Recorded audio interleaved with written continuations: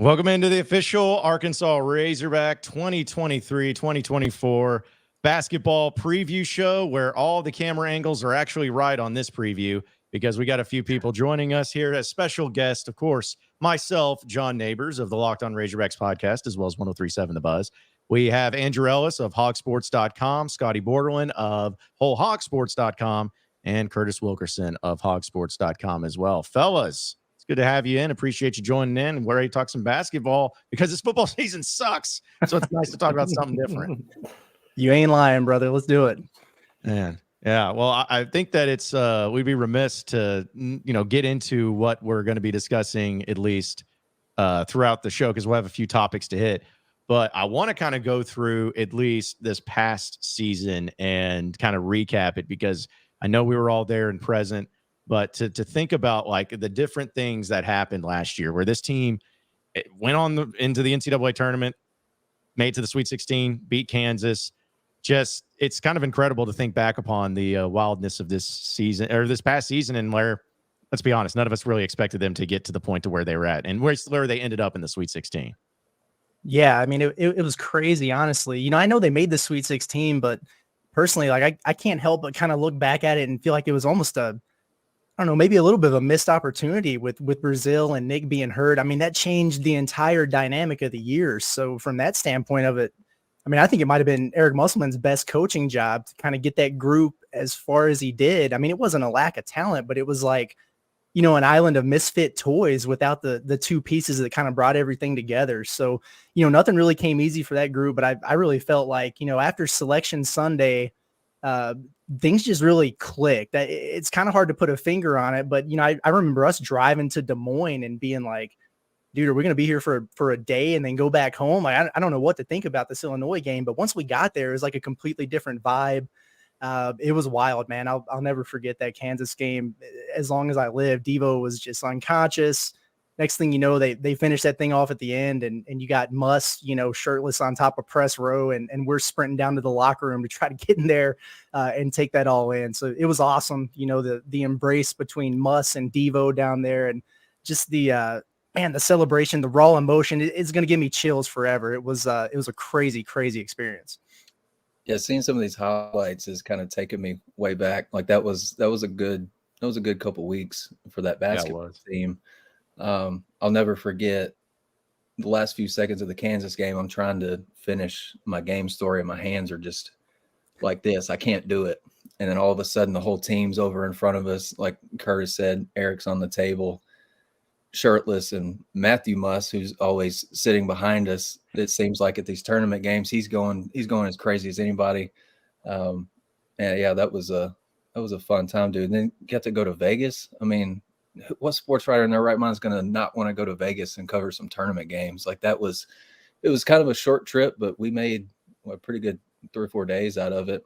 Yeah, man, what a time it was. I'm really going to miss covering guys like AB, Ricky Council, those guys. I think Ricky Council, I kind of really grew to admire him more than I did maybe in the regular season because Ricky carried himself like a pro toward the end of the year. And I think I loved seeing kind of that side of those guys when we get kind of up close and personal with them in the locker room, get some personal stuff, kind of start, building better relationships with those guys than we do during, like normal availabilities where it's kind of impersonal or informal. But yeah, that was a good time.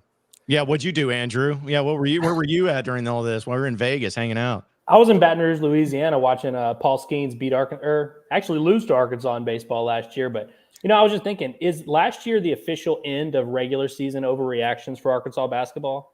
I feel like, there's all these times where we're like, oh, man, is this team going to figure it out? I could leak the text. Me and Curtis, we're not super confident in that. I mean, there were some times where we're like, dang, it's really going to happen. They're actually going to just fade down the stretch. But after last year, I mean, it wasn't on par with this football season in terms of sucking, but it wasn't the most enjoyable year start to finish. Looking at all those highlights, I'm glad you guys covered all the fun moments, but there was a lot of times where I was like, man, is this going to work? Like, it just felt like this team was underachieving. That's just kind of the way it felt all year. And it felt like we knew we weren't getting the best version of this team. And that's what made part of last year so frustrating. I think when we look back in time and we look at Anthony Black will probably be 10 years into his NBA career. Nick Smith will have his career. We're going to look back and be like, damn, they went to a Sweet 16 and like they had that awesome, couple moments there. It's like, and it just never really it felt like a missed opportunity, like Curtis said. But, I think that I think Muss learned a lot about building a roster, learned a lot about relying on freshmen. And so I feel like there's a ton they can take from last year. And I think it was still a huge year for the program. That's what's crazy is as much as we're talking about them underachieving, you go to a Sweet 16, you put 3 guys in the NBA, and it's like something that moves your program forward. And I think that's what kind of separates Eric Muselman from a lot of coaches that he just finds ways to get, like I said, the best version. I don't know if last year was the best version, but for it to be as successful as it was is really just a testament to how good this guy and his staff is. Yeah. Well, it's good to have Ryan Stanek in our stream right now. That's what every time I see you, Andrew, you just look like Ryan Stanek over there with your Astros hat on and everything. I was like, my goodness. I got to watch Ryan Stanek pitch in person the other day and give up a grand slam to Dolis Garcia. So that was pretty sick. Hashtag Pro Hogs. Yeah, hashtag Pro Hogs, exactly. Yeah, man, because it was fun, man. Last year, it's like if there was ever a prime example of, like thinking back to, team beats Kansas, goes to the Sweet 16, as we all know. And that's what we remember. That's what everyone's going to remember. That's what fans are going to remember. But let's not forget, like this team, when they lost to LSU on the road to start the conference season, and like how horrible of a loss that was. And the time, like just in the games that they looked like completely lost, and the frustrations. I think it was the game against Missouri on the road. They like got out, had more free. It was like 40-12 free throw differential. Like people were just so frustrated. They were mad about the Nick Smith deal. They were mad about like everything. And it's like all that matters is what you do in March Madness, because that's the only thing people are going to remember. Like they may bring up some other comments about it, but that's what makes me laugh. And how I try to tell all these idiot like Bama fans and Auburn basketball fans and everything is like, that's why March Madness, that's why it matters, is because it will, whatever you do, you could literally go 0 in the regular season, win the SEC tournament, go in as a 16 seed. And if you go to an Elite 8, that's the only thing people are going to remember. Like it covers up everything. And that's why this team is so much fun to cover. It's like, that they're going to be in the NCAA tournament and they're going to do something in the NCAA tournament as they keep proving. Well, I think that's something that, sorry, Curtis, I think that's something that really gives this program just an extra level of confidence, because I feel like it's going to be like that every year, no matter what the regular season looks like, whether they're seeded 2, 3, 7, 10, like Arkansas is just going to have a little bit of a swagger and a feel to them. And I think that's what makes this program so fun to cover under Muss, is because it seems like it's something that Arkansas never really has. Arkansas never has that everyone's fearing them, like in football, especially. It's like, I don't think people really view Arkansas in that type of echelon of like, oh, they're built differently. You don't want to face them in this type of environment. On the biggest stages, historically, you kind of expect Arkansas to not show up. And so it's like, it's funny that Arkansas's got this head coach that just has invigorated this program so much to where it's like they have that it factor in the postseason that, regardless of what the team is going to look like, and the roster changes so much year to year, but it seems like that's one ingredient that this team is just always going to have in this program. Yeah, I mean, it's kind of like a reward for us as media members, if you think about it, because, we're not supposed to wear our fandom on our sleeves or whatever. I think Trey says, put it in your back pocket or whatever. But, man, we don't have a choice but to kind of ride the roller coaster with the team, throughout the ups and the downs. And I remember several times last year, after Arkansas would blow a double-digit lead in the second half and lose the game. And, we're walking in there to the press conference room, we're waiting on the Zoom, and we're just like, man, that sucks. I don't want to ask these dudes about this, man. Like, this is terrible, but for them to figure it out the way they did, and then to turn around on the flip side and experience, that NCAA tournament success and know that, man, it's just the way it is now with Arkansas basketball. They're back on that level, and that brand recognition is there. You can come to expect that stuff. So, when the question was asked, like about the overreactions to the regular season or whatever, like that's still going to be there. But I think for me personally, after however many years of this now, might be a little bit easier just kind of keep an even keel, because it seems like no matter how bad it gets, they always figure it out when it matters the most. Yeah, and I remember, we probably talked about this, at least Ellis and Curtis and me did. Arkansas was struggling to the point where I was just like, by late January, I was ready for it to kind of be over. Yeah. To be honest, because they were losing the same ways. And then in post-game Zooms, which absolutely suck after a loss, I would not wish somebody I really didn't like to have to go in there and ask questions, especially to Eric, because he's just frustrated as anybody. He's more frustrated than anybody. I talked to a Purdue beat writer this week for my basketball podcast. And I was like, what is the perception of Arkansas? And he's like, well, a couple of things. I know that Eric can really recruit. He recruits high school kids and the transfer portal really well. And I know that he's a good postseason coach. You got to have a good postseason coach. And I mean, we've written and talked all the time about, how Eric does when his teams have 4+ days of rest or whatever. Your first NCAA tournament game's always going to come with 4 days of rest, at least, unless you're playing in one of those play-in games. And then you get to the second weekend also in 4 days of rest. Doesn't guarantee a win, but I would put Eric in his staff in terms of breaking opponents down and stuff like that up against anybody. Better not make plans for spring break if you're an Arkansas sports writer anytime soon. Yeah, that was my always when you guys brought up the press or the Zoom calls. Like you can always tell when Muss is like have a win because this is what he's doing. He's close to the mic over here, but if he's at a loss, it's over here. Oh, never forget that Kentucky game. What was it? His second? I think it was his second season. After the Kentucky game, he just like never looked up because he was just so pissed off that they lost that game. Dude, that's so funny about like other coaches when they lose. It's like they put on their BS face and they're like trying to convince you like, hey, it's not that bad or whatever. Muss will go into a press conference and just be like, it's over. We're done. Like this team, they don't have it. And you're like, damn, I'm like, man, they might not have it. Like it's like he really rides that wave too. And I think that's what makes him so fun is like when you're winning, you see all the highlights, like he wears that on his sleeve. And when they're frustrated and he doesn't like his team, you can wear that on his sleeve too. And it's such a roller coaster to cover, like y'all said. Yeah, dude, I'll never forget being, last year it was the Liberty Bowl, so everybody was in Memphis covering that game except like me. And I was at home. I covered the LSU game, and they lost that thing at the end. And so I hop on the Zoom afterwards, and I'm looking around at the thing up top, and I'm like, "Damn, no Scottie, no Bob, no Andrew, no. Where is everybody?" It was me, brother. And so they took that L, and then Muss is up there, and it's like, "Oh, Curtis, go ahead." And it was just firing off questions after that loss, one after another. And I was just like, man, I know he wants to choke me right now. It's part of the gig, but still it's a little bit nerve wracking. You're just like, man, this is tough right now. I couldn't imagine being on the other side of it, but hey, it's part of the gig, Mm-hmm. Yeah. Like I don't like being in those Zooms anyways, but I do think that we'd be remiss. Like I want to have us react since we'll kind of wrap up with our season recap, but this particular man, this one still gets me in emotions that I don't really want to think about, but I got to play it. And your staff fixes your collar as you get your shirt back on. Look at him smiling. Pumped up your chest so happy. that big and proud in your entire life. I mean, that's such an unbelievable win for our program. I keep telling people that we're getting better. Not many teams can get better this time of year. I've never been proud. Mike Kaywood back there posted up. You've been through the highest of the highs and the lowest of the lows with this team, but you always said we can beat anybody. How'd you grind your way through this one, Coach? I think it has a lot to do with this guy right here. Oh, Devo was absolutely incredible. I feel like he's my son. I love this kid so much. Thank you. I love you too, Coach. Thank you, Coach.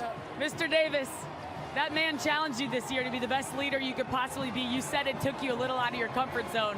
Looking at it now, what do you think of that challenge? I don't know. Put in a lot of work. It's crazy.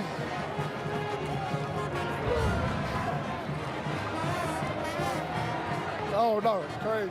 I feel good. I'm glad we came out with the win. What makes you tear up? What are you thinking about? Just put in the work. This team is struggling, and we figured it out. And I'm glad we did at the right time. And hopefully we continue to do it. You earned it. You enjoy every second of this, young man. Thank you. Congratulations. From Jacksonville, Arkansas, can you imagine playing for the Razorbacks? Always dreamed of it. Was a defensive specialist. Just have his 25 points or his 21-point second half on a loop on a TV right next to that quote. Legendary. That was crazy, man. Well, first of all, shout out to Penn State in the background because they were getting ready to just blow Texas A&M off of the floor. We got to see the end of that, so that was awesome. But yeah, that was just it was unbelievable with Devo. It really, if you think back to the beginning of the season for him, that was not an easy start for Devo, and the way he just kind of flipped the switch, in the second half of the year and came around as a shooter. And then to have that moment, everybody talks about March Devo. It's just a thing, man. I can't explain it. I don't know if he can either, but that performance was, it was incredible. And I said it earlier, but like the raw emotion from that, like just seeing that again, like it gives me, chills, like the hair on the back of my neck is standing up. And just think about, after that win, when the three of us were like sprinting through the tunnels to get back to the locker room in time for the interviews. And we're just like, what the heck just happened? And we get over there and Muss and Devo have the hug, the locker room's going crazy. Like it's just, it's second to none. I mean, it's what makes college basketball so special to me. It's unreal. Yeah, it's going to be hard to go ahead, Scottie. That moment will be up there for me with like the Trey Wade game against Gonzaga. And then me and Curtis locked eyes after the Gonzaga game, and I can't exactly repeat what I said to Curtis after that, but then you go to the post game and Eric said he got like this lucky Buckeye from his mom. It's like stuff like that, dude. And it's back-to-back years that things like this have happened. And I feel like Eric's got the program where he wants it, recruiting really, really well. Gets buy-in from these new guys. And I think when fans figure out that these dudes buy in to him and to the program and to the state so quickly, I mean, everybody's going to get behind them, just about going out and doing it now. With Devo, I feel like it's going to be hard to contextualize him when we look back and tell our grandchildren about him. And we're going to be like, there was this guy, he averaged like 8-9 points a game, sometimes couldn't shoot, sometimes could, like whatever. But I'm telling you, this was one of the most important figures in Arkansas basketball history. It's going to be hard to explain. And they might watch these highlights of March and be like, was this the best player of all time? Like, did he win? Like, what's going on here? He's just such a unique, presence. I mean, he's like the perfect face for this program through this little era that they've been on here. I mean, obviously he's the connective tissue to all of these teams that have made the tournament under Muss. And it's just, I can't wait to enjoy this last year with Devo, or what I'm assuming will be his last year at Arkansas. It's been such a weird up and down ride. I mean, we're talking about a guy that left the team for a little bit during last year after Maui. I mean, it's been such a weird roller coaster. And I feel like every fan has had their own unique relationship with Devo, where sometimes he's their favorite player, sometimes he's not. And it's just, he's such a unique figure that, it's going to be hard to explain to people just how special his time in Arkansas really has been. Yeah, I think he's going to be one of the favorite Razorbacks of all time. Because I think, I think Scottie and Corliss, they have 11 NCAA tournament wins, I believe, because they won the national championship at 6, and then they went to it with 5. So, and Devo's got 8. So, I mean, of course, yeah, if he goes, so if they win 4, they usually means they're in good shape. Let's go. Yeah, it's like, so, I mean, if they went to a Final Four this year, Devo would be, I believe, I need some mathematicians out here, but it's like, I believe he'd be the most winningest Razorback basketball player in the NCAA tournament of all time. Like, Corliss and Scottie didn't have any more other than those 2 years? No, I think because their first year that they were freshmen, I don't think they went to the NCAA tournament. I could be wrong about that, or at least they didn't win. I don't know. I'll check, but it doesn't matter. Numbers aren't important. Regardless. Yeah.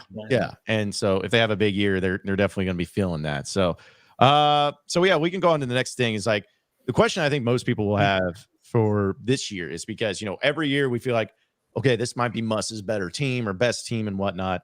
And I'm sure you guys have had to deal with stuff where it's like, oh man, this team's going to be better. But then when they start struggling, everyone's like, you're an idiot. You don't even know basketball. You guys need to get back in the gym. It's happening right now with football. You told us this team was going to be great. You told us they weren't going to lose any games. Yeah. It's just like, yeah, sorry, bro. Yeah, crap happens. But it's like this year, though, for real, though, with Muss's team, man, like you think about the players that he's gotten out of the portal. And we've had a chance to see him in red-white games. We had a chance to see him in their first exhibition game, and we'll find out a lot more against Purdue this weekend. But I don't know how y'all feel, but offensively, as far as having multiple options, this might be the best team Muss has had on that front. We'll see about the defense. We'll see about the overall, but mixing that in with a bunch of experienced dudes that have played at high-level college basketball, if he can make it all fit, man, I feel like this has the potential and could possibly be the best team Muss has had this year. Yeah, I really do think it might be his deepest. And I know we say that every single year, but I feel like I've always kind of been able to narrow down by this point, like the 6 to 7 guys that are pretty much going to take up all the minutes. And I really do right now. I look at this team and I think there are 10 dudes that can really, really play. I like the continuity. They've got 5 guys back, multiple starters. I think that's big for this team. I love that they got older. Like there's a difference to me in a team that's built with a ton of NBA talent and a team that's built to win college basketball games. And I think that's what we're going to see when we compare maybe last year's Razorbacks to this year's version that we have now. So I don't know, man. I think it could be their most explosive and dynamic group offensively. They've got the makings of another defensive, really good defensive team. So there's a lot of things you like. I worry a little bit about maybe the front court, though, the depth. If you think about Brazil coming off an injury, Makai coming off an injury, Jalen Graham's injured right now. So that's something to keep an eye on. But it's definitely in the conversation right away. In my opinion, on paper, I'm always going to be bullish on Muss's second team. Maybe that's because it was the first team that I covered. But, man, that group with, Jalen Tate and Devo and Moses, Justin Smith, Jalen Williams, JD Note off the bench, like those guys were some dogs. I really had a lot of fun with that team. So I might give them the edge right now because I've already seen an entire season of those guys playing, but this group has a chance, I think, to be really, really fun. I think it's got the potential, obviously, to be his best team. So, I mean, you look at it, you went out and got shooting. You went and got another point guard who you feel like can show his true self now when you've got some guys on his team who, like at Louisville last year, like his team stunk. Like he didn't have anybody around him that could make him look better. Like he could, like L averaged or had however many assists he did, but it wasn't like he was just like kicking it to dudes and they were just draining shots. Like he was probably having to set these dudes up for like a bunch of point blank shots. Now you get this guy, you get L around a bunch of guys that can fill it up or go get their own shot. It's going to make L look better. It's going to help L's confidence. And I think L's about ready to run the show here. And then you put Devo and T-Mark next to each other, gives you a great 1-2 punch defensively. And then both of those guys, I think, can create offense for themselves. I'm with Curtis about the front court depth. TB coming off the injury, Jalen Graham's back. He needs a new back, apparently. Makai Mitchell had foot issues, and then I like Chandler Lawson. And we've talked about this a little bit, Ellis. I think we're at a point in the preseason where I don't think this is just a nice little preseason story where you remember a couple years ago or a few years back when Jackson Robinson in the preseason was said to maybe be the most talented guy on the roster, and then he didn't play. I just don't think this is. He played a few games. He had a few starts in there. He tore up UCA. You're right. I will never forget that Elon game. But I just don't think Chandler Lawson's like this same guy. Like he's got Giannis plus length and like legit. It's legit. It's nuts. It's crazy. 6'8". He's deflecting passes, blocking shots, getting steals, and he can knock down a three. That'll play for Eric, I think. I think this team. I'm going long, but I think this team's got the potential to be his best. If it's got the cohesion of the team from 2 years ago with Stan and Audice and Jalen and JD, it will be his best team. Well, when I think about best, it depends on, I guess, what your criteria. If you're measuring postseason success, I don't think we can really answer that. I think this might be his best, the team that's going to win the most in the regular season, just based on all these things we talked about. I think this team checks the most boxes. I think it's maybe the most well-rounded group. I mean, just the shooting alone covers a multitude of woes, and they just haven't had that luxury. And so, I think it's obvious that they're going to shoot the ball better, and I think that's going to give them a little more breathing room in some of these, the times they get caught in non-conference or whenever the offense just kind of stalls out. And I just think this team has a higher offensive ceiling than they've had the last couple of years.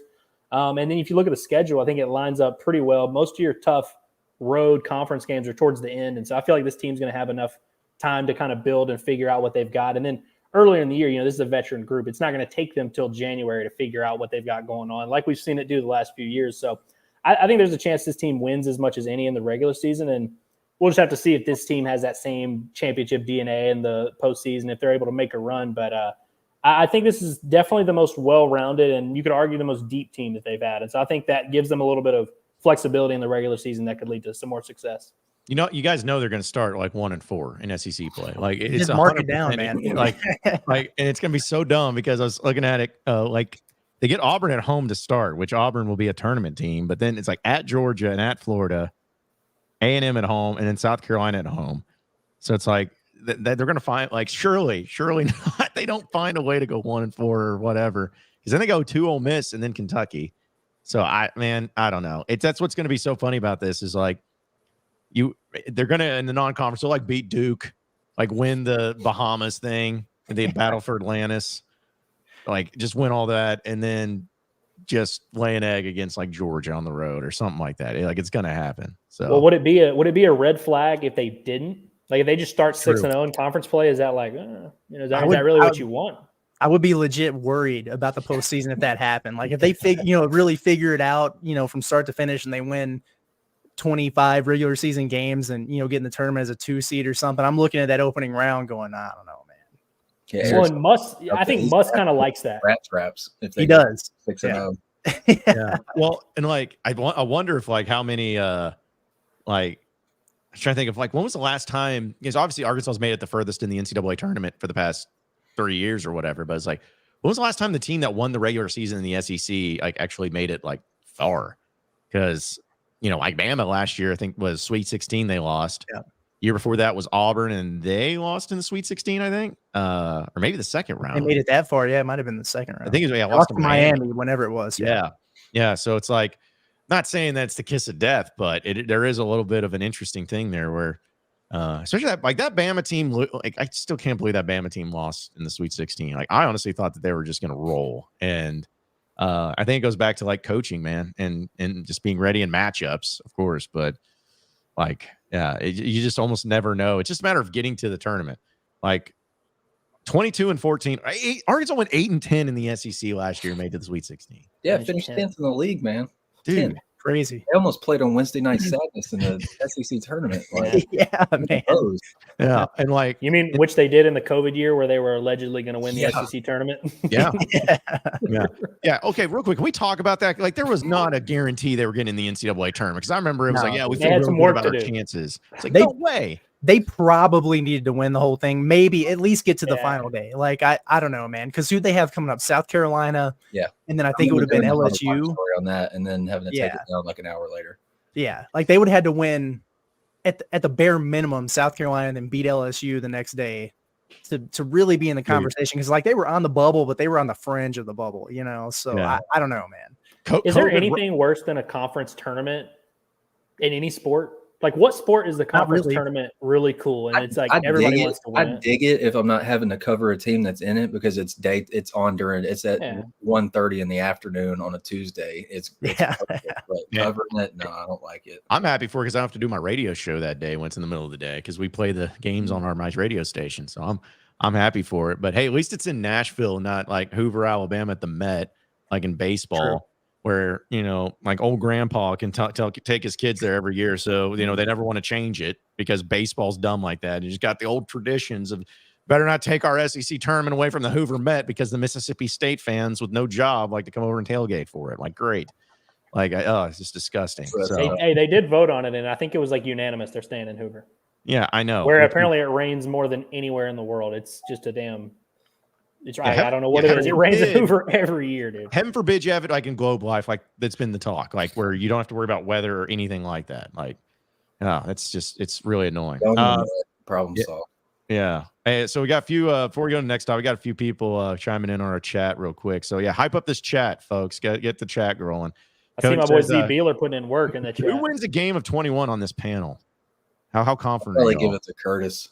Yeah, Curtis has got height, size, crafty lefty. Yeah, I got Curtis. I don't know. I feel like Scottie's kind of a sniper. So that's a tough one. And Andrew, he's got a little bit of clutch factor to him. The only thing I don't know, John, you kind of come across as the wild card to me because the rest of us have been out and hooped a little bit in Fayetteville, but you're in Little Rock, so we haven't seen your game yet. I don't know. Dude, in the street. I cracked my ankles when we played in Farmington that one day. That was a tough moment for me. Hey, we don't have Tom Murphy on this stream, but I do want to give Tom Murphy a shout out.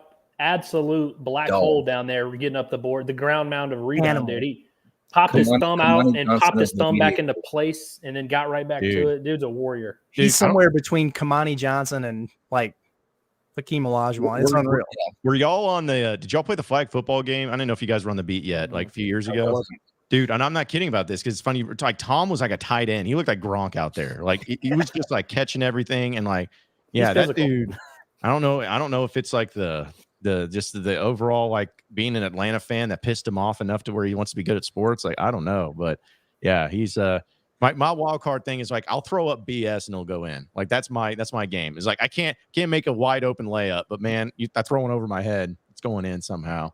Honcho says, can y'all talk about how good Mark is going to be? Most underrated player in the country. Yeah, Tramon Mark is a bad man. Like, I don't know how underrated he is, man. I think he's going to be just a huge piece to the puzzle here.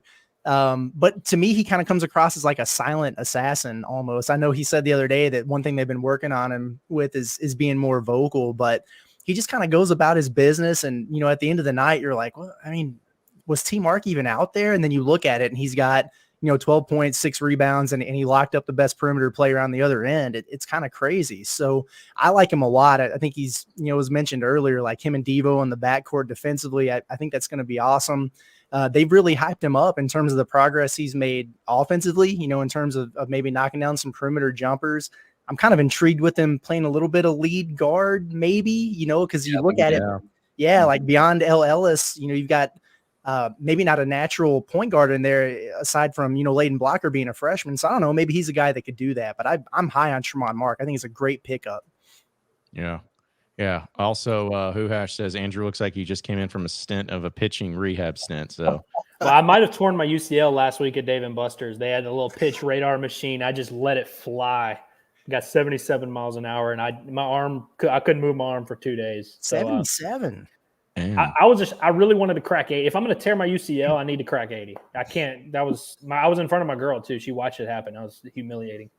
Man, 77 is pretty good. You could just say like about 80. I should have just lied. I mean, like I threw 80. Right. Yeah, just be like 80-ish, and then it could have like gone in a lot of different directions there too. So I think another thing on T Mark is Eric talked the other day about how he's improved from a shooting perspective since he got here. And T Mark, I looked up the other day, he scored in double figures in his college career 33 times. He did it 20 times last year.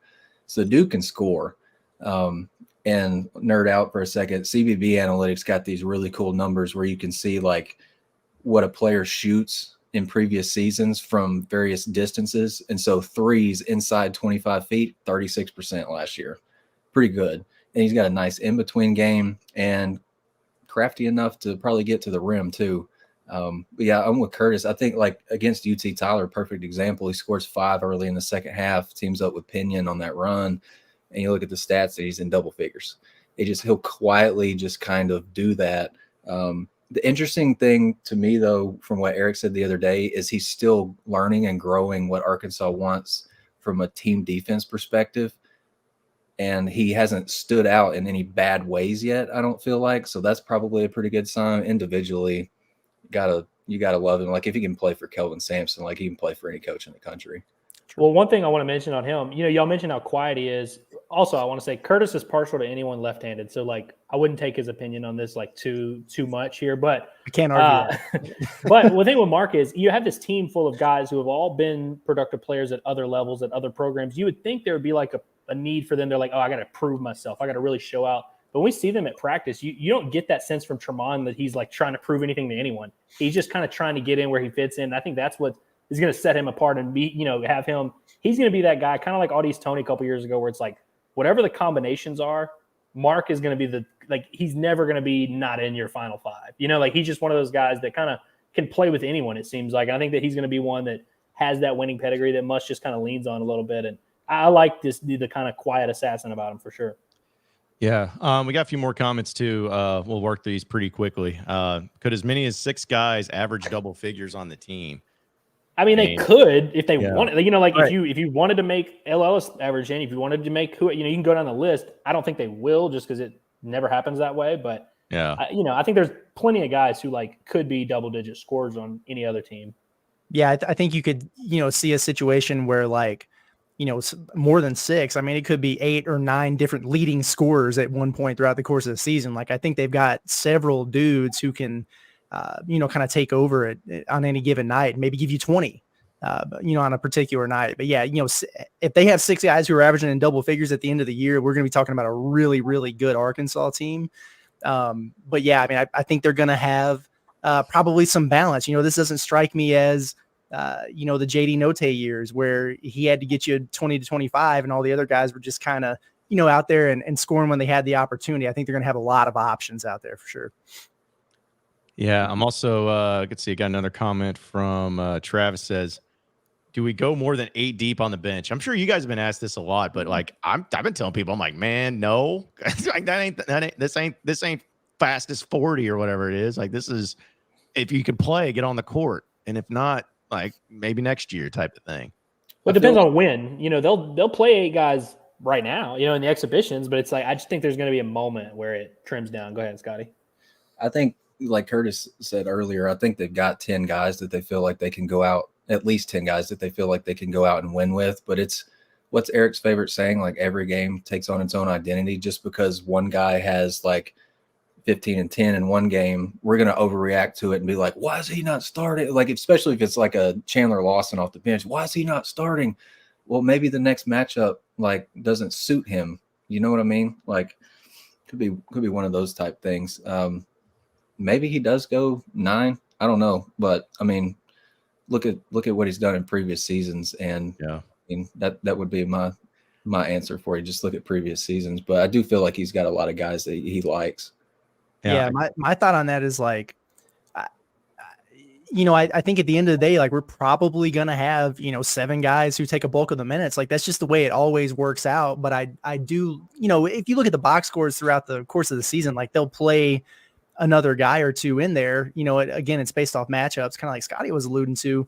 But to me, like I think a guy like Jeremiah Davenport becomes kind of a wild card there because I don't know that I necessarily put him in the top 7 right away, but he strikes me as a guy who could make a really big impact on this team without needing a ton of minutes. Like you put that dude out there for 15 minutes, he might get 15 shots up. And so he's a guy that can kind of come in and be a spark plug and let that thing fly. He's got confidence.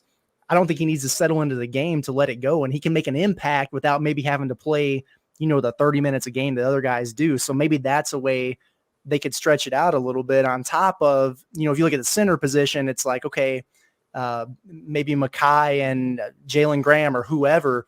Like, I don't know that I see a guy at the 5 that's just going to, demand 30 minutes per game. It might be more of a platoon situation where those minutes are kind of spread out a little bit. So maybe you do look up at the end of the year and it's a little bit of a deeper rotation than we thought. But we know that that's not his MO. So we'll see how it turns out. Dude, I can't wait because like Davenport, I already love the kid, but he's going to be the kid that everyone's going to like hate some games. Like fans are going to be like, dude, like why is this guy shooting? Like get him out of the game. Just put opinion in. Yeah, but I love that though. Yeah, just put opinion in. Like it's gonna get to that point, but you need a player like that, man. It's just kind of that way. We're gonna like pat ourselves on the back here because we got a Honcho saying thanks for doing this. Y'all are great. Roger says this is an awesome panel. Y'all need to do this once a week. Sure, if you pay us for it, we'll do it. Get sponsorships. Yeah, throw sponsorships out there. Shout out to Honcho. We know who you are. Yeah, you know who Honcho is. We know who Honcho is. We know who Honcho is. Yeah, that's our boy. All right, thanks Trey Biddy for using your alias to come in on here. Yeah, it's Trey's burner. Yeah, it's Trey's burner account. Yeah, I'll do this once a week. We'll see how it goes. Benjamin says, is this the best scheduled exhibition game? Seems like both teams scheduled their kryptonite. I'm going to be honest. I have no idea who else is playing exhibition games worth a note. So yes, my answer is yes. It is the best one because I don't know anybody else's that actually has a game like that. Better than the Texas game last year, I would argue. Woo. Hey, we had a good time down there though. After we did have a good time. Awesome. We did. It's the best because it's in Bud Walton Arena, right? I mean, but it is kind of crazy though because like the Texas versus Arkansas game last year, for example, like that was kind of a big deal. I mean, it was 2 well-respected programs with a lot of hype going into the preseason. It was like the grand opening for a basketball game in their new building, the Moody Center down there, and it was like half full. Right. Yeah. And so now you've got Purdue coming in this game and like, it's going to be, if it's not already sold out, I haven't seen, anything Muss has tweeted out in the last 40 minutes or however long we've been doing this, but like, that's crazy. Like, I just don't think a lot of places do that. And you wouldn't get that for just you didn't get it for UT Tyler, even though I thought the crowd was awesome. It was more than the Arkansas Texas game last year. But man, to have, 19, 20,000 people in an arena for a charity exhibition, it's just nuts. Because wasn't the Texas game, it wasn't on TV or anything, right? Like, no, nothing. See, that's absurd. Like, at least this one's on the SEC Network Plus. And I get it because it's a Saturday in college football. Like, they're not going to bump, Bama and Ole Miss to play the Arkansas Purdue exhibition game. But yeah, like I think it's got to be the biggest one. I would think so. Let's see. There was another one. Jose wants us to do a show with Bob. Okay. Hey, just a heads up. I do a basketball podcast weekly with no free ads, Scottie. So, that's not what we're doing. Just letting you know, buddy. It's there. We just dropped our first episode today. Yeah. Is that with Bob? Yeah, Bob's on it with me and Ethan and Andrew Joseph too. Well, I'll tell you this, like we love Bob. We love Bob here, but I feel like getting Bob to like figure this out and getting in on this would be it would require someone to be there with him. And, I don't think anybody we're not getting invites to Bob's house. So, we'll work on that going forward. All right, let's move on to the next topic because I know this one's a good one that everyone wants to know. Starting lineup and rotation, like the fun game. Like, honestly, for a must team, to me, this is like the most fun every year of like figuring it out because it's like, okay, this year you might actually have over half of the lineup figured out because we know Trevon Brazile is going to start. We know Davonte Davis, I would think, at least for the most part, will start. And I'd even make the argument that Mekhi Mitchell is probably going to continue to start. So I doubt we see the starting lineup ever again, what we saw against UT Tyler. At least I hope not. No offense. That was weird. But we'll start with the lineup. We'll start with the starters, and then we'll go through the rotation. So you guys agree, is it those three guys, and then who's like the other two that go into there? I think you got to go L. Ellis at the point with Devo right there with him, Tramon Mark, Brazile at the 4, Mekhi at the 5. That's it. Yeah. Yeah. I agree, man. I feel like that's Musk might prove us to be idiots here pretty soon, but it seems to me like that's a pretty clear and awesome starting 5 for this group. And I think maybe the even better question would be like, what's the closing lineup going to look like? Because I think that might be a little bit different than what you start with. But yeah, those first 5, I don't have any disagreements there at all. Yeah. I was thinking like, because Khalif Battle has, has such an offensive game, but, if the fact that Battle is going to be coming off the bench to me is like kind of showing about this team and where he's at because, he was a highly sought after transfer, but, that's the type of options they're going to have, and you're going to go with experience and everything. It's just a matter of, who's going to find out in their rotation. So now the way I think, because we're all in agreement on the starting 5, Battle's obviously going to be in the rotation, and let's put this standard on it because obviously there's going to be games where people play like all the time. But when it comes to if you take the top 8 players, well, just because we know it's going to be 8, take the top 8 players and who plays the most minutes. So who are those 3 after the starting 5? Because, Leighton Blocker's probably going to get in a game or 2, but odds are he's not going to be a major contributor to this team. So who's the next 3 that average the most minutes after those guys? For me, I definitely agree with Battle. I mean, I actually think you could say this about more than one guy on this team, but I get like big year 1 JD Note vibes when I watch Battle. Just as a dude who could come off the bench and just provide crazy pop, offensively. He might be the best shot creator or offensive creator on the roster. And so to have that in the second unit, I think is so valuable. So he's kind of one of those guys who, might come off the bench, but have starter value or play starter minutes. The next 2 for me personally, if he's healthy, I think it's going to be Jalen Graham. I mean, I've heard a lot of really good things about him, how he's kind of flipped the switch with his work ethic. Obviously he's got to get that back figured out, but we know how gifted he is offensively. If he can kind of bring it on the other end, I think he could be a weapon for you. And then the next one for me will probably come with some debate, I'm sure. It's Davenport for me. And the reason being, like, the dude's played 4 years of college basketball. He's played in big time games. He's a great free throw shooter. We know he's a 3-point shooter. But I think it's his versatility that might give him the nod for me over maybe a guy like Pinion or someone else, because I think you can play him on the wing, obviously, but I also saw him a little bit in the red-white game. I think he's a guy with his rebounding and his size that can slide down, play some small ball for you. And it just opens up a little bit more of a role, because if you're thinking just perimeter base, it's like, these guys talked about earlier, but like L. Ellis, Devo, Tramon Mark, like those dudes are going to play heavy minutes. So that's kind of a tough nut to crack, in my opinion. So if you're versatile enough to play the front court too, maybe you got a little bit of a role there in terms of minutes. I don't know, just my thoughts. I think you have the correct opinion here. I think those are the three guys. Davenport, I know some people aren't super high on Davenport for whatever reason. I remember when he committed, there was like a little bit of a pushback there, but I just love what he brings to the table, and I just feel like he's one of those guys you can depend on. I mean, he's got the body of work and the experience of like being a main guy on a team. Like I would argue he's overqualified for his role, especially if he ends up being 7th, 8th man type of situation. And defensively, I don't necessarily love it, but I mean, like what are you going to do? Like have Layden Blocker take those? I don't know what defensively, like what the realistic other option is. And I like, like you said, his length and his rebounding. Like I think he's going to be able to do enough to stay on the floor. And I think the shot making is just something that Arkansas has needed a bunch of, and he's going to bring it. But I like Graham there. I think Graham and Makai, they're probably interchangeable in terms of your starting five. Even though I don't think either of those guys are going to finish in the five, like we were talking about earlier. I think that's going to be more of Brazil at the five. But I think rotation wise, those three guys you mentioned are, I would say that has to be the front runners at this point in time. Although Pinion's played really well, and so I'm excited to see what he does. I'm excited. The fact that he's really made it a true discussion, considering some of these names, is a testament to how much progress he's made. So, we agree that there's like 10 guys that probably deserve to play, but I think if that's the 8, that's probably the 8. I think if you want to talk closing lineups, I think that's interesting to me because that's obviously more important than who starts, right? Because Eric can sub a guy in 9 seconds into a game if he doesn't dive out of bounds for the ball after it gets tipped. Yeah. But I think your closing lineup, you got to have L, Devo, probably Tramon out there, TV's in there. Who is your 5th? I think you can make an argument if Jeremiah Davenport gets it in his head that he's got to defend and rebound, he could be in your closing lineup. And I don't think that's a real stretch. And Caleb Battle probably wants to be in that group too. Who you knock out? Like he might have to knock out Jeremiah Davenport to get in there. But right. I think your 3 best guards at this point are L, Devo, Tramon, or guys that you trust the most and that you've seen the most out of. It's like I like Caleb a lot.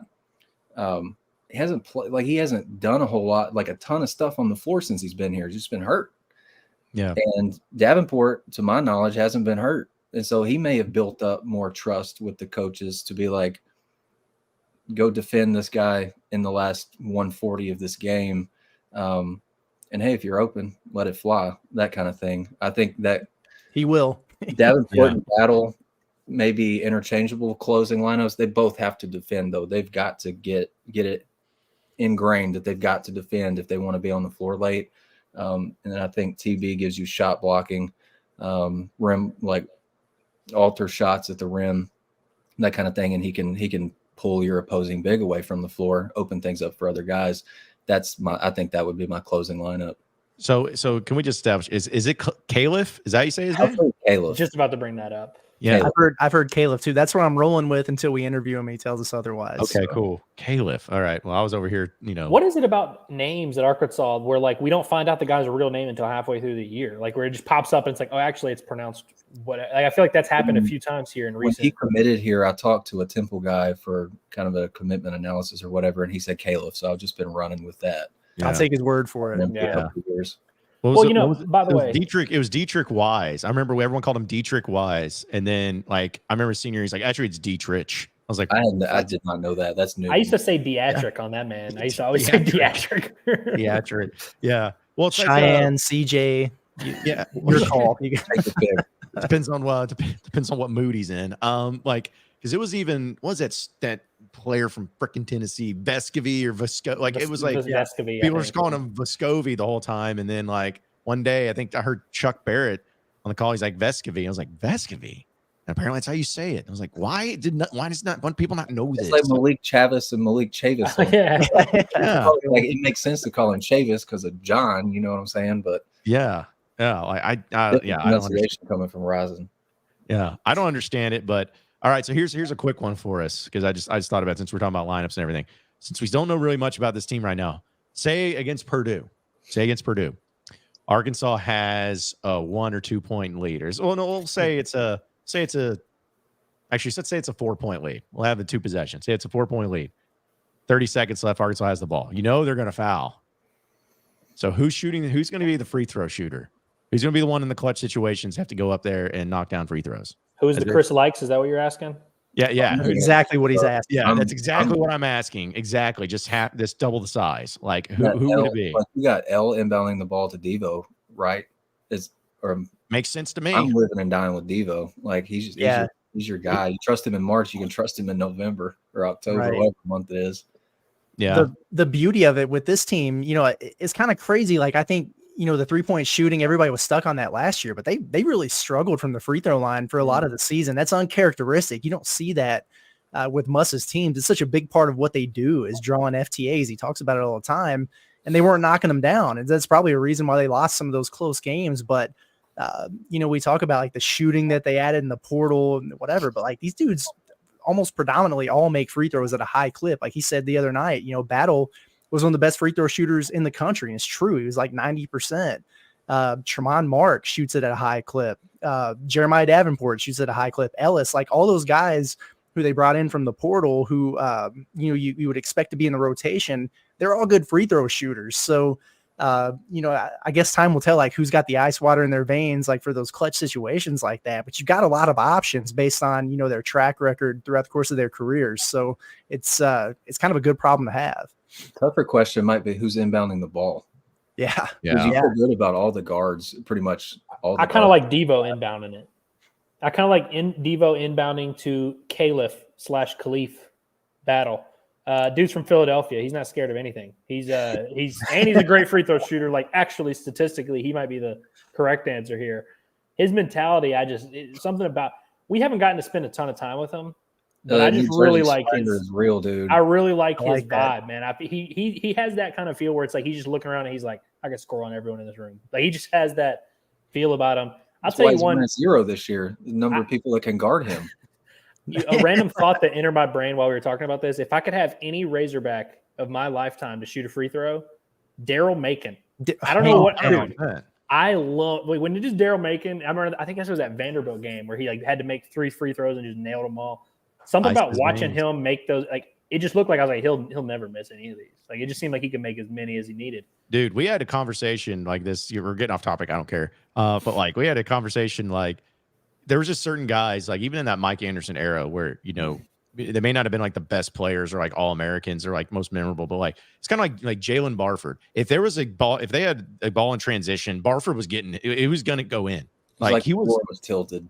Oh man, like he just would, he didn't hesitate. He didn't like stop. No, and he'd find a way. He was only like 5'11", 6 foot. Like he wasn't that tall, but like he was great at that. And same thing with Macon and free throws. Like sometimes those guys that, you think back on where you're just like, man, that dude just had all the confidence and everything that he did. So Marcus Wade had that confidence too. He was, I don't know if it was irrational or not, but made him great or made him a really, really dangerous dude. Hey, but nobody was better than Michael Washington when he was going up against a big team. For some reason, that boy showed up on prime. I just think of him and Courtney Fortson just being like, when it was against a good team, you just, for some reason, you were like, these guys are going to get it done. Even if they go 2-14 in SEC play, you still expected them to win. Yeah. I always thought about doing like an all-star team of the Razorbacks that never made an NCAA tournament. Yeah. Like obscure ones. Like just like Mason Jones would 100% like be on it. Oh, probably Isaiah Joe for sure. Like, but then I guess Gafford made a team. Yeah, Gafford made it to the tournament, but like you could throw out like the Courtney Fortsons of the world, the Rodney Clarks, a lot of those for the Pelfrey years, and then Marshawn Powell. Did he ever make I don't think he made a tournament. No, did he? He never made one. Yeah, so you could do a fun little list there too. The Michael Sanchez's of the world, Marvell Waith. Need Michael Sanchez throwing bows off the bench on whatever hypothetical obscure basketball team we form. Well, BJ Young never made one. BJ Young was a bucket though. I will always be waiting on BJ Young to get it going and be an NBA player. I'm still expecting it. Next year's the year. Well, I remember BJ Young with he had the his first freshman year, he was shooting like 42% from 3, like really good. And the next year he shot 26%. Everyone asked him, he's like, oh, because we used the different ball when we were over in like Italy or whatever. And it like messed with my my shot. And I was like, Sure. Okay. You're playing with one basketball your whole life, but just, a few days in Italy will just take away your jumper. I mean, I guess that's how it goes. So, okay, we got some more comments that are coming in. We can get to some of those too. This one comes from Prodigy Gamer. Says, real question is who we want with the most minutes on Purdue center, Zach Edey. Yeah, I guess I think Mekhi Mitchell could beat Zach Edey in a fight. And so I feel like whether he's going to defend him well in basketball, I feel like he's going to show up and he'll be, and one, he's might be the only healthy big man they have right now. So it might not have a choice, but I like Mekhi. He's one of those dudes where not afraid to get dirty. To your point, like Mekhi and his twin brother almost got in a fight with Oscar Tshiebwe last year. Good. So man, and they shut him down and rough. But yeah, I mean, that's whatever. Like it's a group effort, and we know they're going to send double teams and everything like that. But yeah, I mean, it's got to be Mekhi. Like Chandler Lawson, a little long arm he's action. Some time on him too. Listen, I asked Muss in the press conference like about Mekhi defending Zach Edey in this game, and he was like, "Yeah, he'll do that. He's been hurt." But Chandler Lawson though, so that just tells you though that he's pretty high on Chandler Lawson.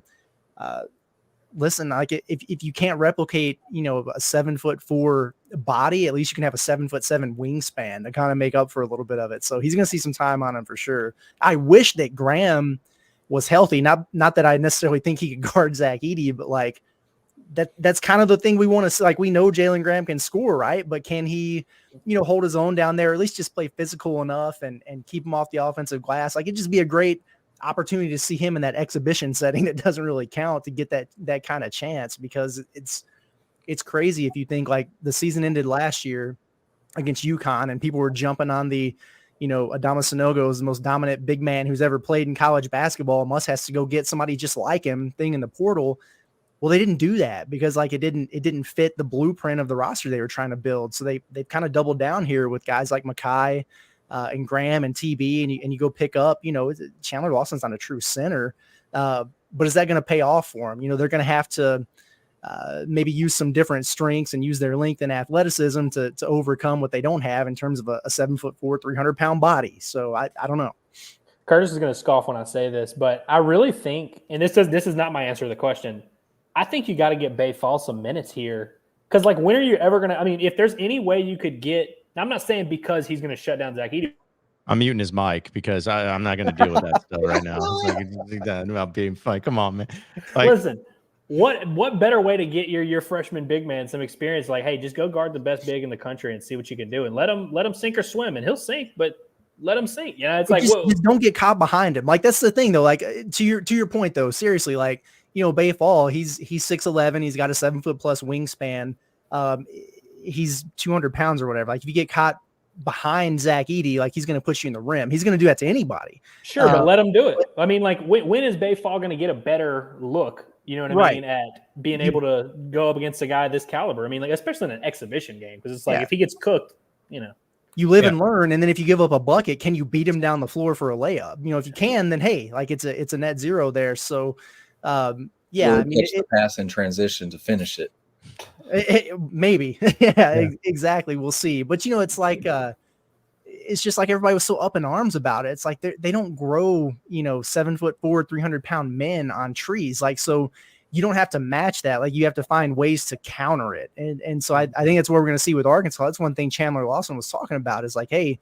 We're just going to have to run the floor. Like we're going to have to make this dude work. We're going to have to drag him out in ball screens. And so that's what they're going to have to do. And then on the defensive end, it's like, all five guys just swarm him and, hang off of his arms like he's a tree and just see what happens. But it's a hell of a challenge coming right out of the gate. It's going to be crazy to see.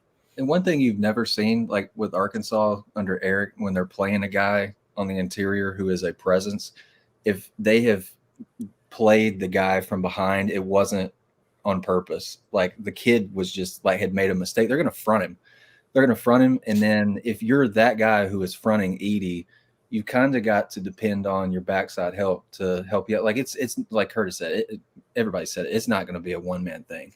You're going to be counting on a lot of guys. You're going to have to send a lot of different looks at him, length, double him. Maybe there's a time where you don't, and he's expecting it, and he gets ready, gives up the ball. Pull the chair. Yeah. Well, it's kind of funny that we just mentioned all these combinations of how they're going to close games, and none of us mentioned having another 5 besides Brazil in there. But this game, they're 1,000% going to close with Makai or whoever it is. I just feel like there's going to be those matchups. So this is good experience for like, hey, if we do need to close with Brazil at the 4 and have a true big in there, like what does that look like? Is that sustainable? Or do we just try to counter it like y'all were saying and just kind of go small and see, throw them in ball screens and see what you can do? I think it's going to be fun to just kind of see. We'll probably see a little bit of both, but just to kind of see how Arkansas attacks someone like this. It's going to be a fun challenge for sure. Yeah, how nice would it be to have a Jalen Williams charge right now? Yeah, just he's the perfect guy for the matchup. Perfect guy for the matchup.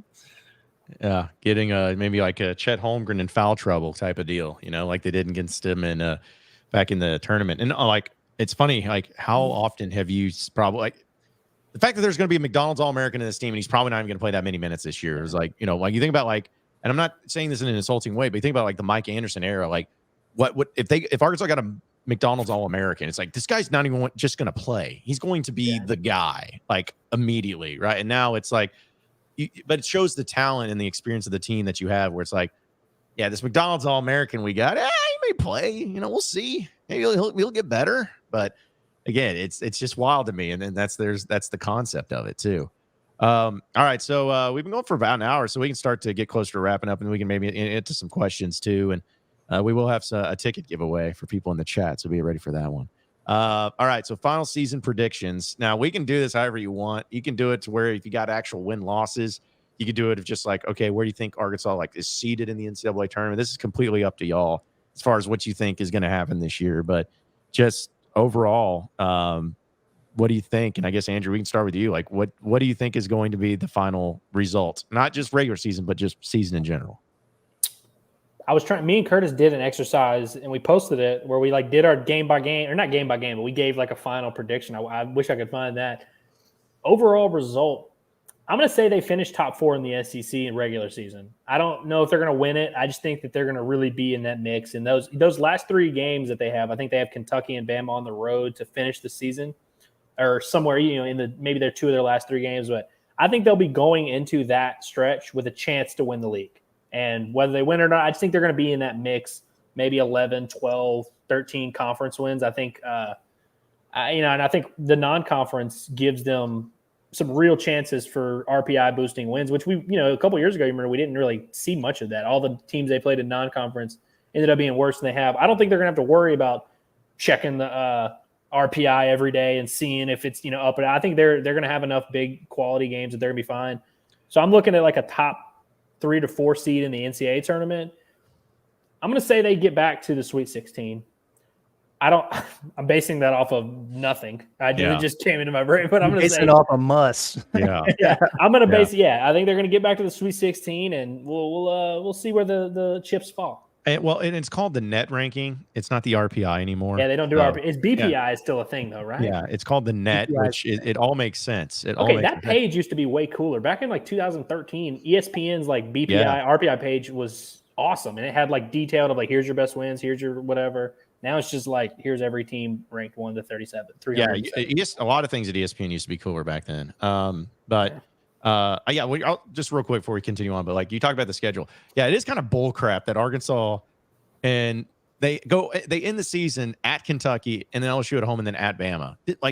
Last year, didn't they end the season with? I know they had Kentucky the final game at home, but then wasn't it at Tennessee and at Bama, and then and Kentucky at home, if I'm not mistaken? Yeah. Yeah, Kentucky at home was the final for sure. Yeah, what the crap? Who is doing this? Why? I guess it's it is what it is, but just man, that's rough because they do have a little bit easier. So, all right, Scottie, what about you? What do you think happens? I think this team's got enough to be. There are some nights when you hit the floor and you just don't have it. You know what I mean? Eric's talked about that before, where you've got so many games on your schedule. What is it, 31 in the regular season? There might be 2 or 3 where you just flat. You don't have it. I think there's enough on this team weapons-wise, and I think the defensive potential is good enough where I think you can be competitive in every game. Me and Curtis are going to the Bahamas. I don't know if anybody knows that, but me and Curtis are going to the Bahamas. I expect them to compete for the title there. Yeah, I think they'll be tested enough at that point where they'll come home and they'll have a definite top 5 Duke team, you can win that game. Like you're going to be competitive with the big boys this year for sure. I'm with Ellis. I think they'll finish maybe no worse than 4th in the SEC, probably where they pick to finish 3rd. I think that's 2 to 4. I think is solid. I think Tennessee is really good. I do like Tennessee a lot. Yeah, and then I think tournament, like you just can't count out Eric. Like I'm kind of used to traveling a second week in a row in the tournament. Like that's just kind of how it is. At some point, I think he is going to get over the hump. And I think last year we saw shooting, especially sitting next to Jeff Goodman. Curtis, remember that? It was like, oh, they need shooting. They have it, dude. And so that can be a big difference maker, that can help you get over that hump to take this thing to the next level. Like Eric's taken it up a couple notches. You get over that next hurdle, you'll be playing with the big boys more than they already are. I think they're built for it. Just like I said earlier, I think it's just how they kind of mesh together. Aren't they kind of due for a really good regular season? You know what I mean? Like I feel like we've seen them kind of peak late and peak at the right times, but it's like they've underachieved in the regular season more often than not. Although they do usually get hot in conference play, but I feel like they're due for, at least a regular season that doesn't feature as many dramatic highs and lows. Like they have the big wins, but I feel like this could be the best regular season team. Just based on all the things we've talked about to this point. Because what had 13 wins the Moses Moody year. Should have probably been 14, but A&M kept getting there was, I don't know, COVID something. And so they didn't play one of those games. So they went 13-4. And then was it the year after that? How many did they win? 11, 12? With the Note in them?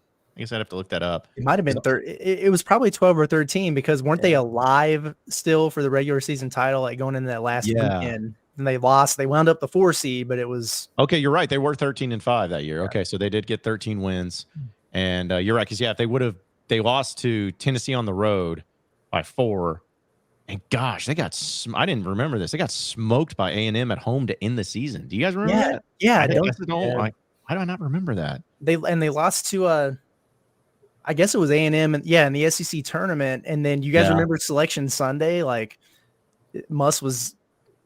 He wasn't happy, man. He did not want to be there. He was not a good place for that, dude. Yeah, he was because we watched it. Was it the north end zone of Razorback Stadium? Yeah. I remember we were there, and he walked in. I'm like, why are we here? Because I feel this tension in the air. Like it's it's like somebody. It's like two of your your brothers got in a fight, and one of their got in trouble, got spanked, and they have to come back in the room with you, and you're just like, so what's up? You don't really know what to do. It just makes you uncomfortable. Cancel conference tournaments, man. There's no need for them. Man, it's not. You ain't lying. So, all right, Curtis, what about you? What do you think as far as the end result? Yeah, well, first of all, I got to speak to this Jeff Goodman thing just real quick. Tell everybody about that. Dude, it was so true. It was I've never seen somebody so hung up on shooting as Jeff Goodman. I get it. Arkansas couldn't shoot last year. That's a fact. But it was crazy, man. It was Adama Sanogo would grab an offensive rebound and have a putback dunk. And he'd be like, that's what Muss gets for not recruiting shooters. And it's like, dude, that doesn't even make sense, brother. It's blown by off the dribble. You need shooters. Yeah, you don't have shooters. What do you expect? And we're just like, dude. And then his team ends up getting one of Arkansas's non-shooters. It was perfect. Great. It was nuts, man. He was obsessed with it. But anyway, no, for me, I think about we do our football picks every week. And so my approach last week was I'm picking Mississippi State to beat Arkansas because until Arkansas gives me a reason to think otherwise, I'm not going to pick them to win. And once they do, I'll be wrong. And then maybe I'll get back on that train. It's kind of the same thought process for me with Eric Muselman. I think they're going to, at the minimum, go back to the Sweet 16 because he hasn't given me a reason to feel otherwise. Until he proves me wrong, I'm going to ride with Muss here. But yeah, I look at the non-conference schedule and I don't see more than 2 losses there unless they just really, just have an unforeseen hiccup. I think they're going to do well there in the Bahamas and, that Duke game, dude, for an atmosphere like that in Bud Walton Arena, you got to be at least 10 points better than Arkansas to beat them. And if they do, then I'll leave that night saying, man, I think Duke's going to win the national championship. You come in and win in an environment like that, you've got a legit team. So advantage Arkansas, in my opinion there. But the SEC, like, I'm just going to go out on a limb here and say that they're probably going to get off to a slow start, even though if there was ever an Eric Musselman team that was like built to avoid that, or a schedule that was built to avoid that, Andrew talked about it earlier, like this is probably it.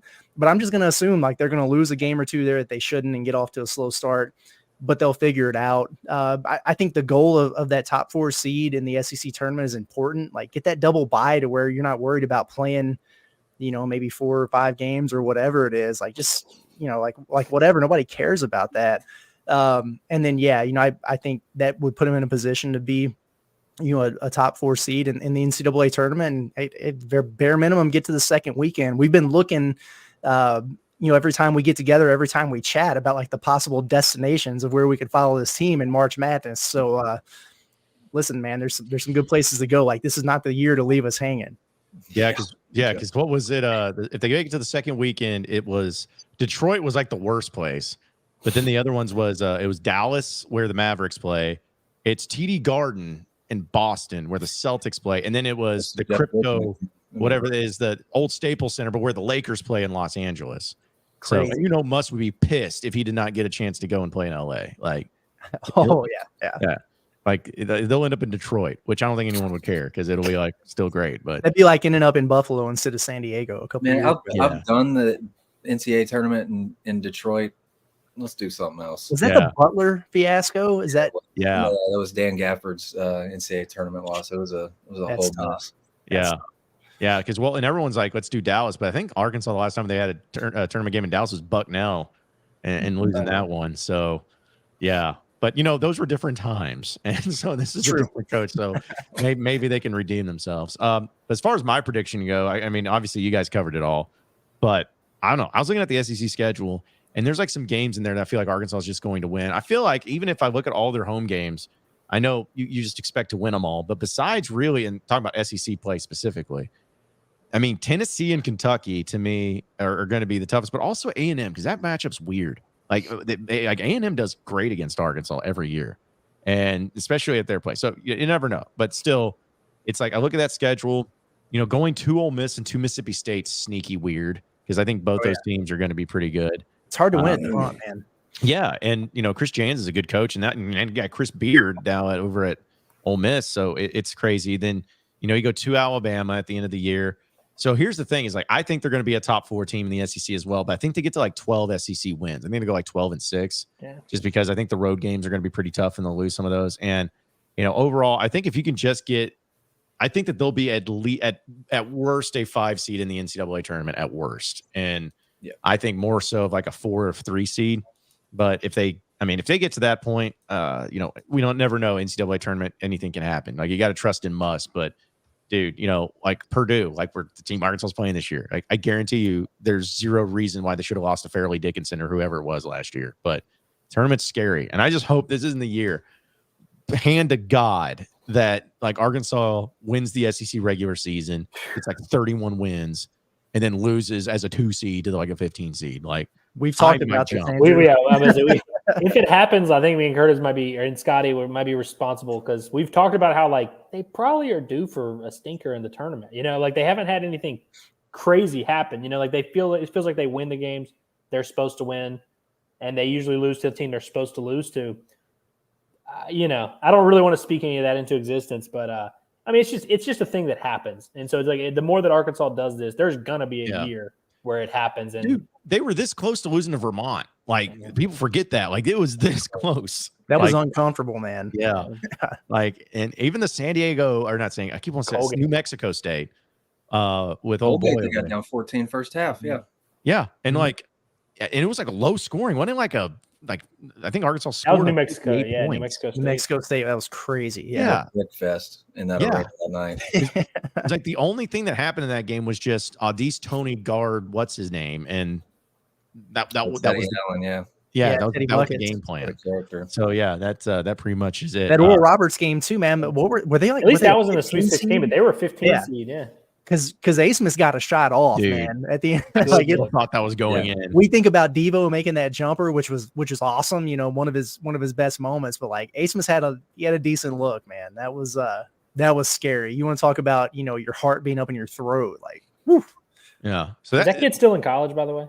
yes, Texas. It is at Texas. At Texas? Yeah. yeah. I got a text from Bobby Regan over at Barstool Sports, and like he just texted me. He's like, how the F is Devo Davis still in school? And I started like laughing about it. But I'm like, you know what? There's probably people that think that about Devo, kind of like what we do, like about Ace Miss and stuff. Like there's people that probably don't realize. Yeah, they don't realize Devo's playing. A true senior, right? Yeah, this is his 4th year, but they're like he's gonna one up on the court, and these like people down in like Auburn gonna be like, what the crap? This guy's still there. Like, I mean, what did Muss say the other day? Like that he's one of 8. Or maybe it was Bob that said it. It was during that conversation, but he's like one of 8 guys who's a 4th-year player in the same program in the SEC. Like that's crazy. Wow. Is Devo going to be the last non-walk-on 4-year Hog? Yeah. Like realistically, like he might be the last for a while at least. Yeah. Because it's like you got to teeter with just like being good, but not too good. Like, and that's like a really tough line to throw. And because Devo, we can add Pinion to the watch list of 4-year Hogs. I feel like he's got a chance if he just stays and sticks it out. He's made strides, man. Like I don't feel like, right? Yeah, exactly. I don't feel like we've talked about him enough, but like it needs to be said. Like Pinion has gotten a lot better from where he was at the end of last year to where he is now. And it's not just like, as a shooter or whatever, like he's playing with more confidence. He's moving better. I think he's become a better defender. Like he's definitely taken a step forward. So I don't, just because, we didn't put him in our top 8 or whatever it might be, like the dude can play. He can. It's just a deep team, man. So we'll see.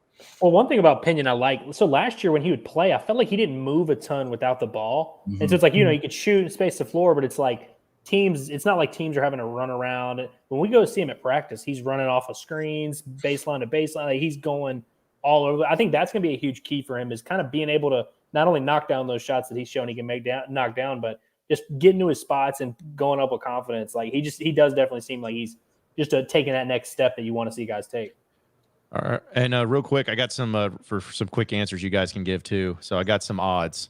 The odds of including staff and players, the ejections from a game over under 2.5 for this season. I'll go under. I'm under. I'm under on that too. Muss will get 1, but I mean, what player is Makai going to get ejected from multiple games? Well, Devo did get thrown out against Kentucky. Remember? Because they had 3 last year, didn't we say that, or was it just 2? Because Muss got 3. ejected. And Devo got ejected last year. Did he get twice? Who was the other one?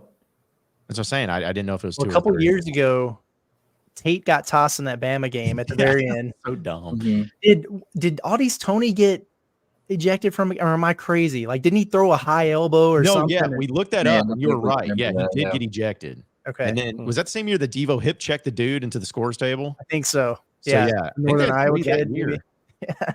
Or three in that realm. So yeah. I'll go under, but if you said like 1.5, I might go over. Like it would not surprise me to see like Muss get tossed at 1.5. Yeah.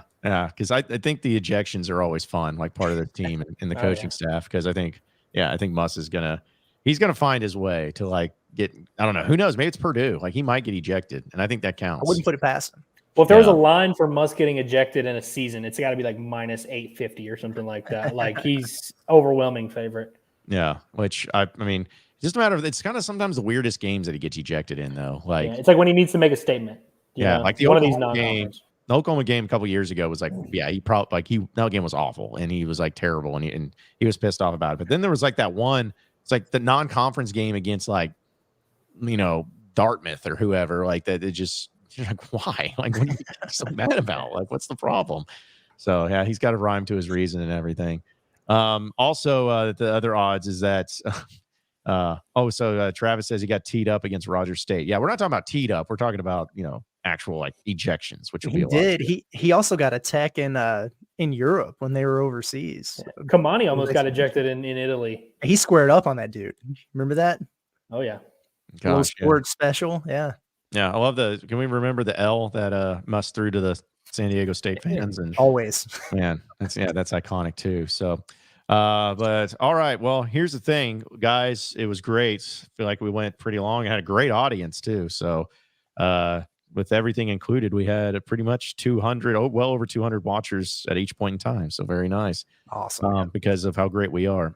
And so, what we're going to do here is that I'm going to go one by one through all of you, and you can plug your own crap and tell everybody how awesome it is and why they need to go like subscribe or follow or whatever it is. So Andrew, go ahead and plug your crap.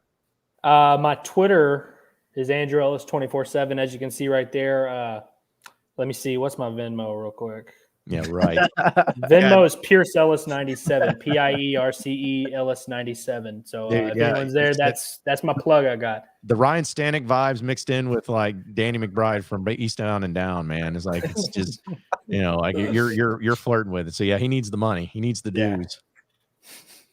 I don't have anything else to plug. I mean, what am I plug? Okay. God.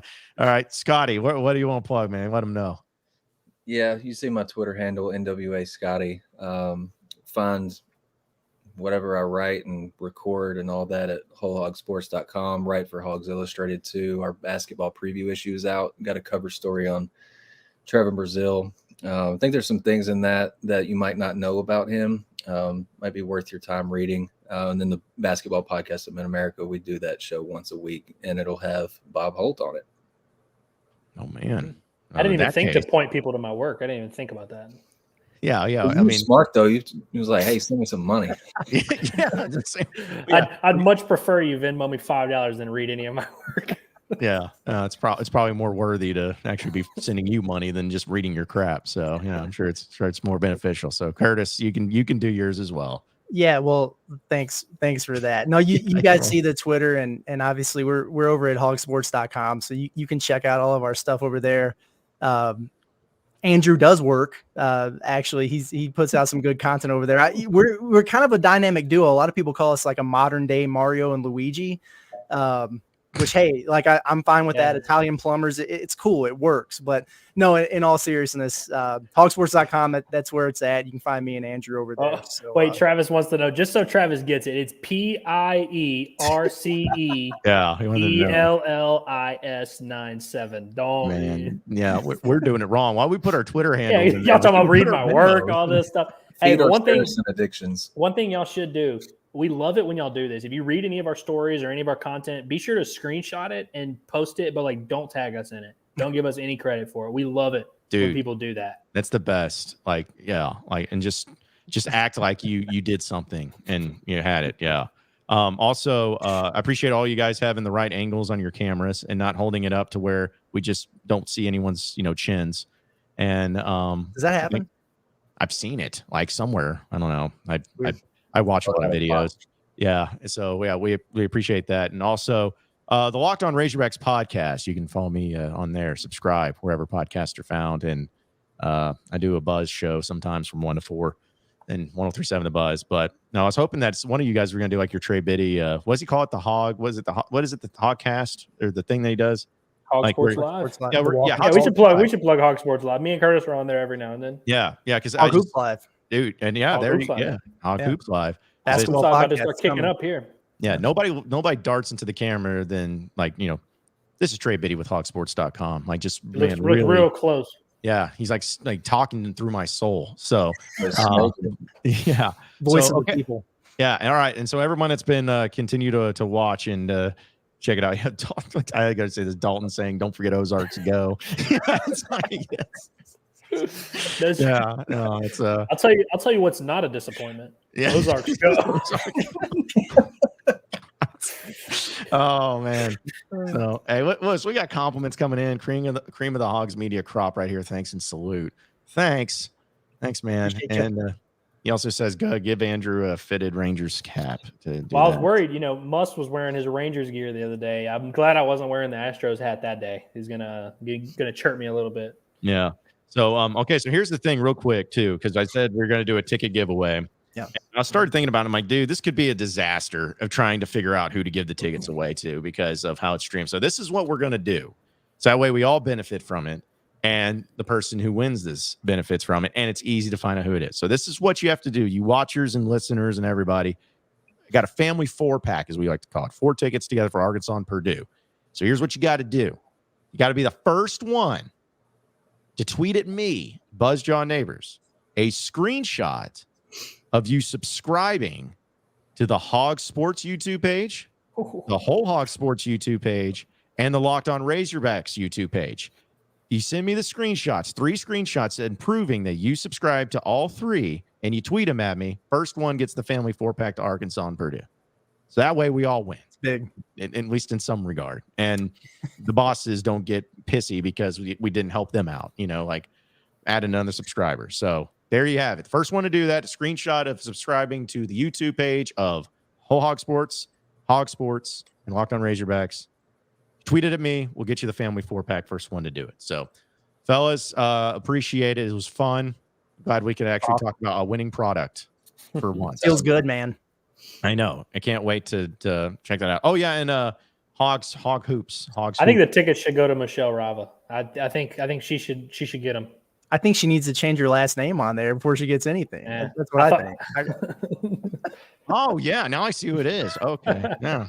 So, friend of the program is what we call her. Yeah. Maybe I don't know. First time commenter, long time watcher. Is that like the adage there? So there we go. Yeah. But anyways, all right, guys, appreciate it. We may do this again next time, depending on how much money we can make on it. And subscribe to it. We'll talk to you guys later, and appreciate all you guys watching in and listening in. Have a good one.